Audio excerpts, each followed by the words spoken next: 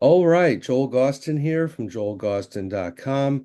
One of the great joys I have doing this channel is it allows me to talk to musicians from different scenes, from different parts of the country I'm not terribly familiar with. So it's always an opportunity to dive in, and I'm always excited when that takes place. So I'm really happy to be joined by my next guest, who actually comes from Missouri, which is one of those places I haven't really explored too much on this channel, if at all, really. So I'm very excited to welcome from Missouri, Mr. Gary Robert. Gary, good to see you. Thanks for being here. Good to see you, Joel. Thanks for inviting me. Oh, absolutely. For the viewer who may be unfamiliar with Gary's work, he's currently the frontman of a band called Gary Robert and Community. That group has been around, I guess, since about 2008. Do I have that right? Correct. Yes. Excellent, excellent. And the band, to kind of maybe summarize it in a journo perspective, music journalist way, I'd say it kind of falls into that post-punk category. I would say ba people who are in the bands like Joy Division, maybe some of the newer bands like Interpol. Well, not so much newer these days, but new to me anyway. Interpol, groups like that. There's a little bit of Gang of Four in there that I hear. A little bit of Psychedelic Furs and some of the instrumentation. So if any of those names ring your chimes, you'll definitely want to check out Gary's work. The band has just put out a new single called Shout, Drums, Dance, which I really love, Gary, and I appreciate you sending it to me. I think it's a perfect time to have this chat because it's a great song to use to introduce people to your band with. So let's kind of start there. I know the band's been around for a bit, as I said. This single you just put out is part of, if I understand correctly, is part of an album that's in the works. Do I have that right? Yes, correct. Yeah, hopefully the next first part of next year it would have come out. That's what we're planning on. Excellent. So how many albums do you have up to this point with Community? I believe it's eight albums. Excellent, excellent. And like I said, I'm a real big fan of this single. What really stood out to me more than anything is not only is it just a great song, but I'm a real fan of the production on this record. Those are real drums, correct? Actually, they're not. They're a drum machine, and Brian Sheffer programmed the drums, and we recorded at Firebrand Studio in St. Louis, and it was really different than what we normally do. The members are the band is Brandon Glenn. He plays drums, and Chris Talley. He plays bass. But on this, my wife and I, we used to be in a band. And she still plays. So we decided, or I decided I wanted to record this on with a drum machine and her playing bass, just featuring her on Hmm. bass and backing vocals. And we had demoed this, many years back, and we never did uh, put it out. And so I thought this would be the excellent time to do that. Hmm. Absolutely. Well, it sounds fantastic. You did a great job with it. Just sonically, it's where it needs to be for a song like that. It's got that sort of, I would say, that classic sort of post-punk sound, that mid 80s sound, but at the same time it's not a throwback. It's got, it's very much a song released in 2024, I find, so it's a really cool mix. Certainly in this video description, I'll put all the links up for relevant things people can check out about the band. Um, so it's a real good time to talk to you because you've got this really cool stuff happening in the present tense, but you've also had this very interesting history musically coming up, in the decades prior. So let's kind of dive into that for a moment. I know you had a band, the Twilight Idols in the 80s, which we'll definitely get into. But when did you really start, as a musician, getting into the scene out in Missouri to the point where you're in bands, playing clubs, and being a part of that whole thing? Well, it's a long story, and I started playing when I was about 15, and so I grew up in this area here, and we played, just shows whenever we could find them. And we in the late '70s, there wasn't a whole lot happening, and so I had a band called Ready Aim, and it was a punk band, and we had a house and we had like basement shows, and it was a real scene. We'd have maybe 50 people in the scene, but that was basically the only punk that was in town. Mhm. And so we just did our own thing. And then it was around '80, we decided to move out to LA. My wife and I did, and our kids. And so we formed a band out there, but it became, at that time, um, we became more influenced by the Gothic scene, and like with Sisters of Mercy, and Joy Division, I became more familiar with them. And so that influence was used like for the Twilight Idols, Mhm. and the style went from more there's still punk in the Twilight Idols, but there was a lot more post punk and gothic leanings. And so we recorded an album out there at Radio Tokyo, and we played some clubs, a lot of the clubs around LA. And so we were planning on doing another album as well. And but the album we recorded was Beyond Good and Evil. And but in the late '80s, early '90s, or early '90s, our parents were aging. We decided to move back to Missouri to take care of them. And at that time, the scene really wasn't something I was getting into. And so I took about 10 years hiatus because I just really couldn't get into the scene back then.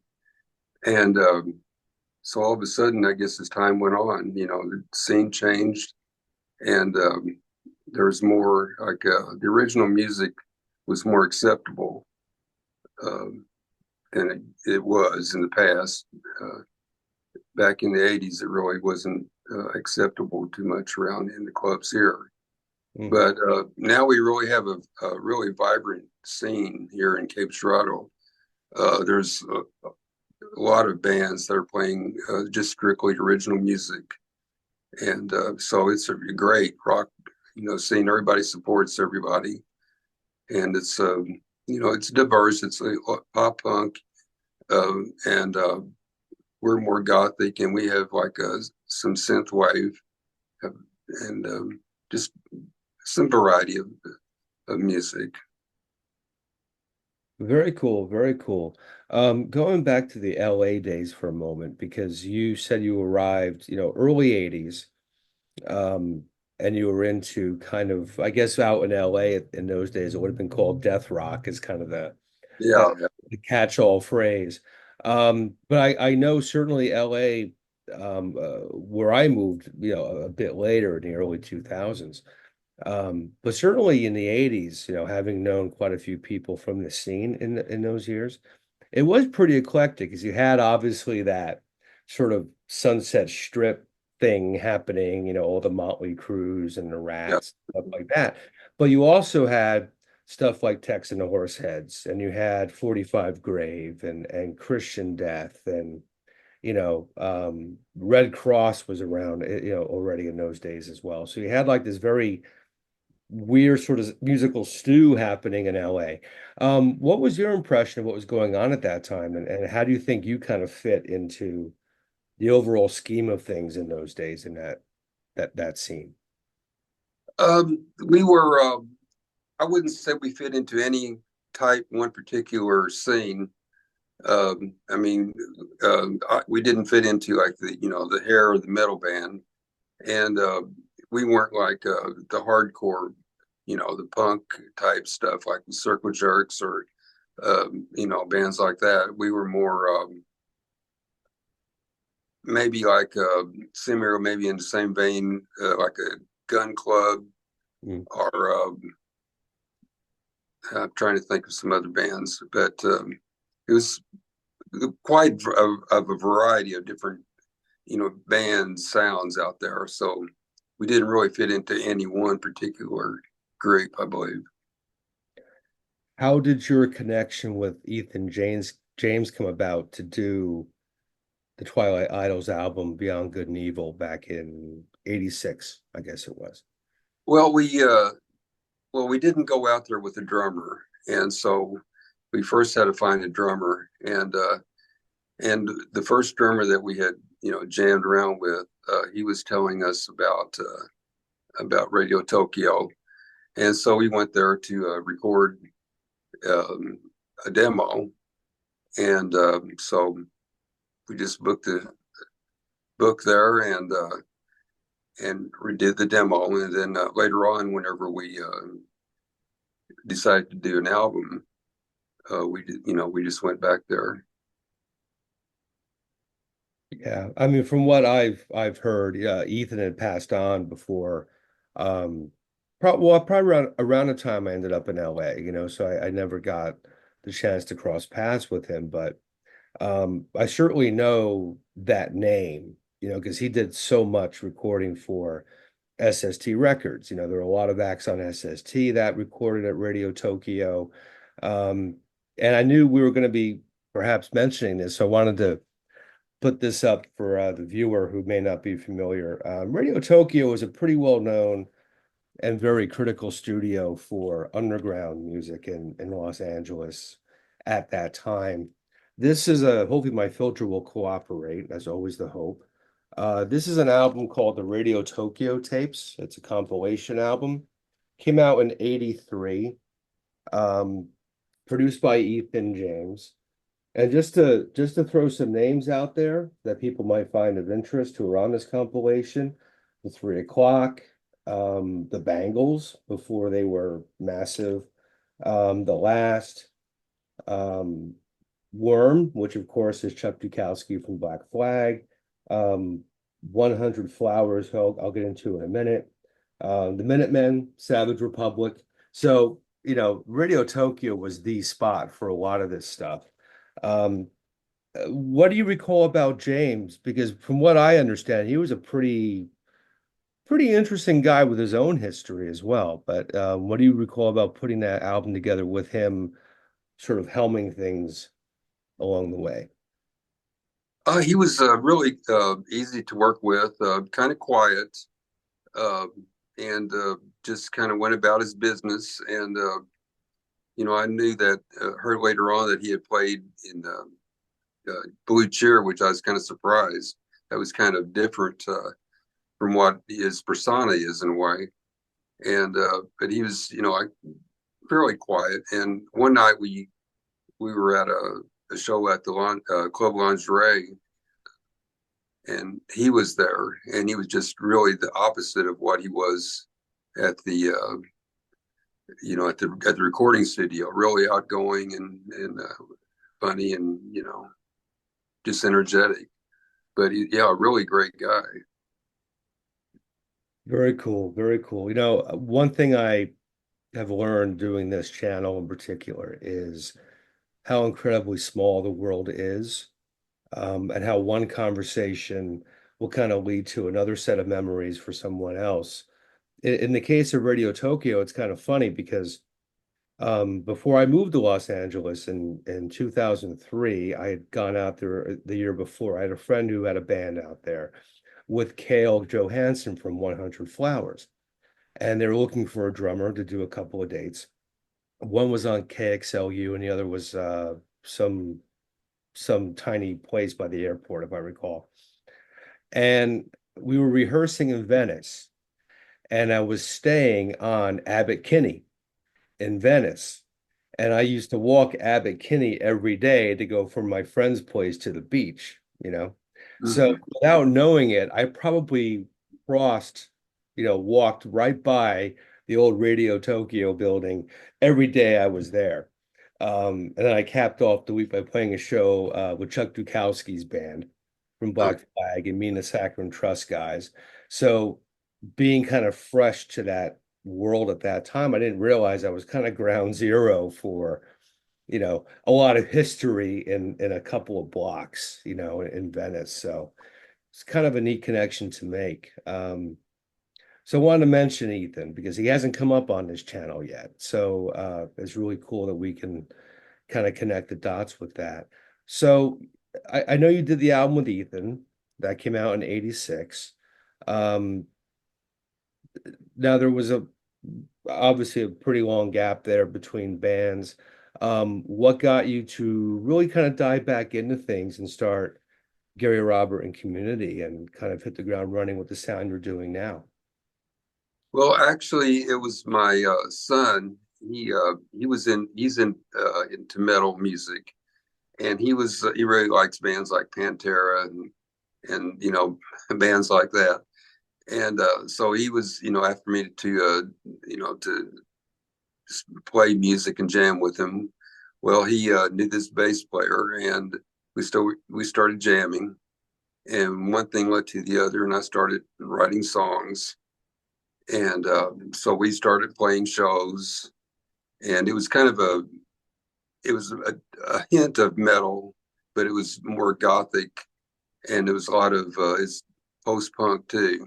The vocals were more post punk, and so we played. The scene was starting to kind of come around a bit, and so we recorded an album, and the name of the band was Mass Diffusion, and so it was we did a little bit of touring, just like places like St. Louis and stuff like that, and then the band it broke up, and so then the bass player, my son, he quit playing, and then the bass player and I,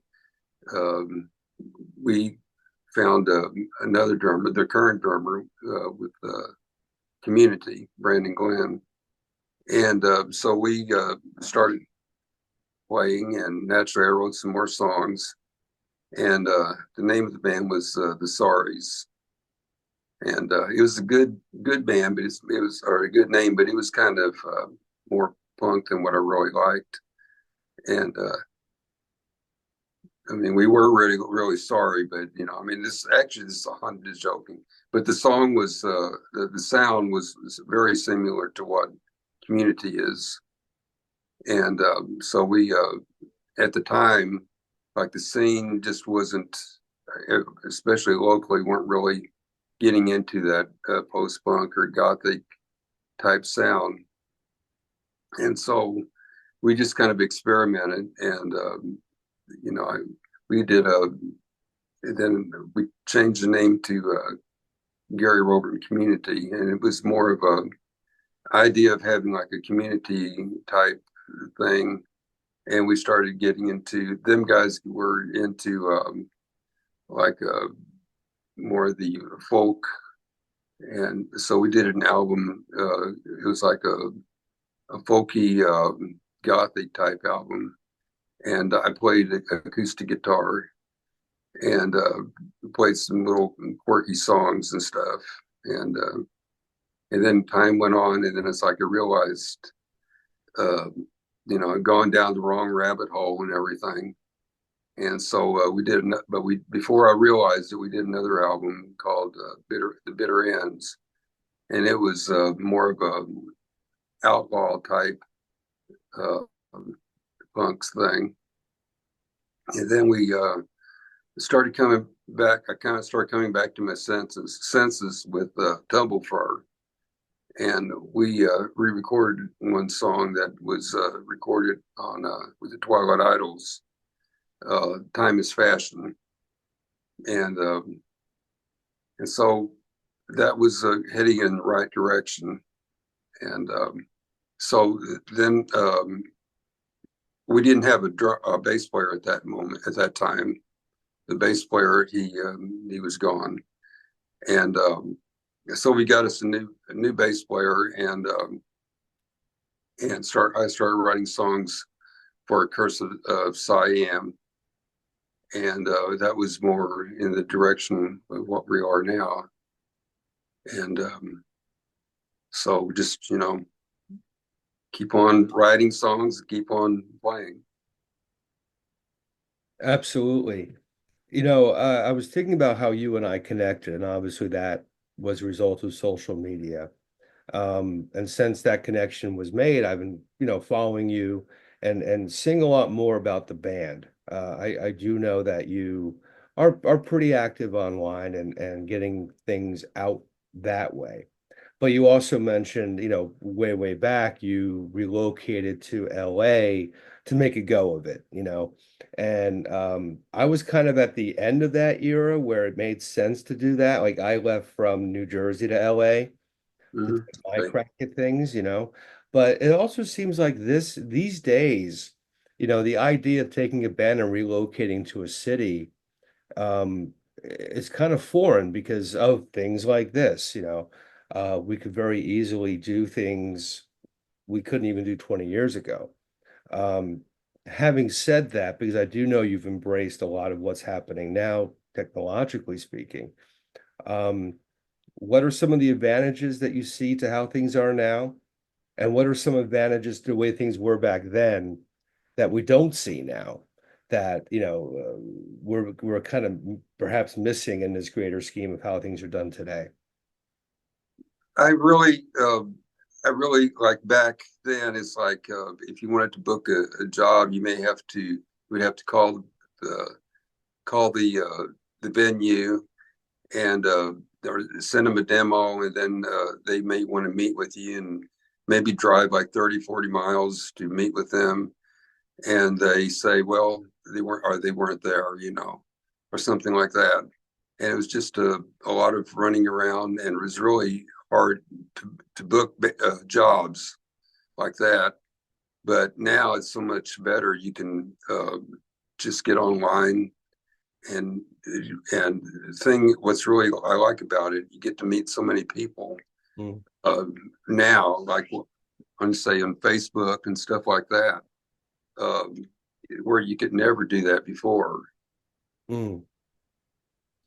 Yeah, I suppose for me, if there's one, I don't even want to say disadvantage, but one difference that I miss is that as much of a hassle as it was to kind of hit the streets and do it that way, there was also something very kind of organic and more human in a lot of ways, because you had to get out there and you had to kind of work it. And I'm old enough to remember doing, the telephone pole routine with the flyers, and you kind of had to cover someone else's flyer with yours, and then you'd come back an hour later and your stuff's covered up. You had to get.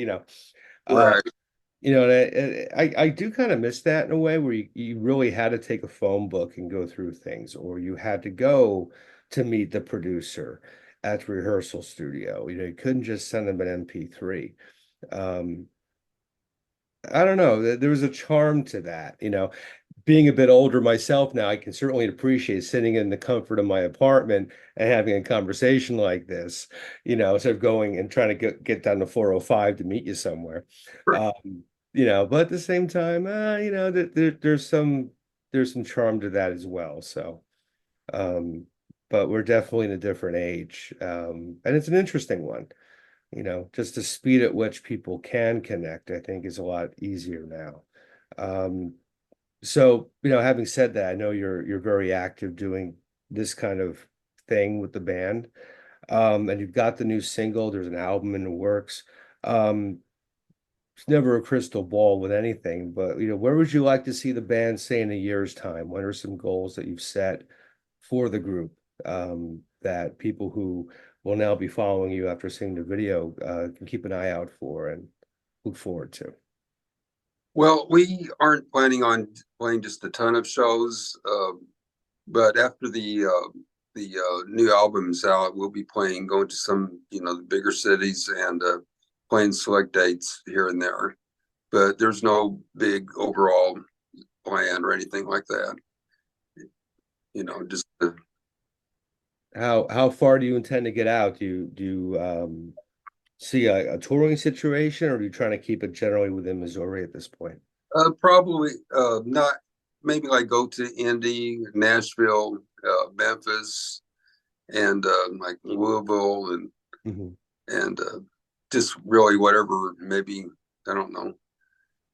Might decide at the time. Who knows? Something could be crazy. Yeah. Yeah, well, one never knows what happens, especially when you're in a band, and intending to travel. So, True.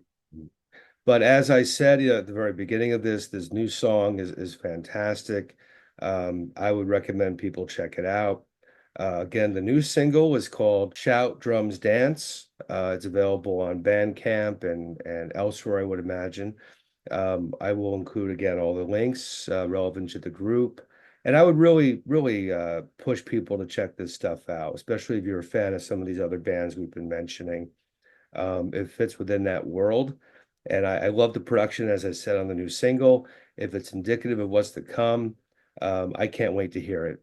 And I wish you all the very best with this band moving forward.